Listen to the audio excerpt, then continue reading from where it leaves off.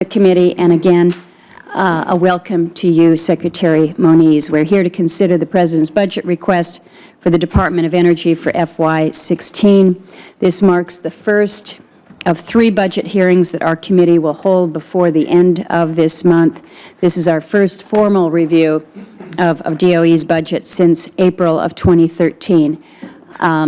Secretary, I think it's been just about that long. It's been about 1.5 years since you've been before the committee. That's a long time. We would like to have you here more frequently. But in fairness and in thanks and appreciation to you, I know that you have made the effort to come and visit many of us outside of the formal committee process and to keep us informed with what is happening within the Department. So I appreciate that personal reach out.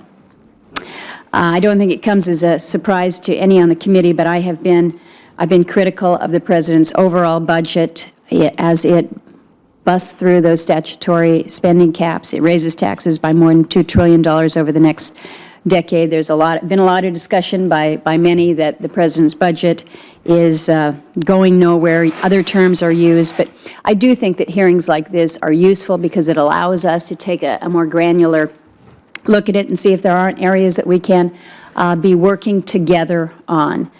The budget for the Department of Energy is hardly the most controversial part of the President's budget, and I would credit much of that to you, Secretary Moniz. I think you've been a steady leader. I think you have been one who is intent on improving the Department's performance. I think you have been successful in avoiding perhaps some of the drama that we sometimes see around here. But again, I have been appreciative of your leadership.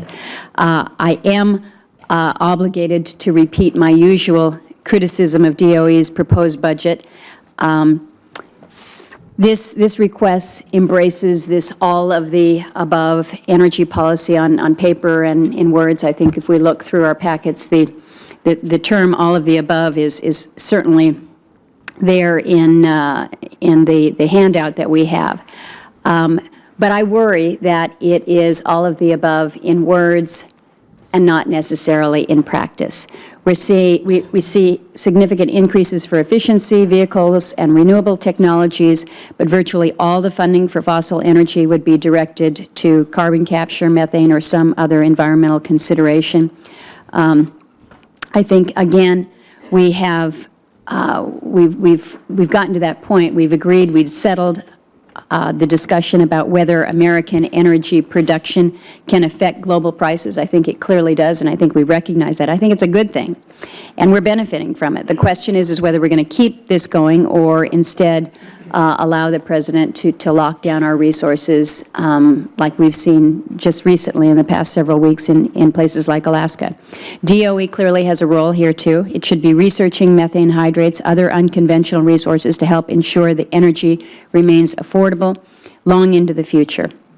So as we discuss the budget aspects within the Department of Energy, Mr. Secretary, I would hope that we can find some common ground. I have indicated my support for the opportunities, the innovation that we see coming out of RPE, what we can be doing more there, and we've had an opportunity to talk about that. So as you continue your leadership there, know that this committee will be working with you on those areas where I think we can advance America's energy policy, but we're also going to be very cognizant and very careful as we shepherd the taxpayer dollars into these innovations and technologies. With that, I will turn to the ranking member, and then we will hear from the Secretary. Thank you.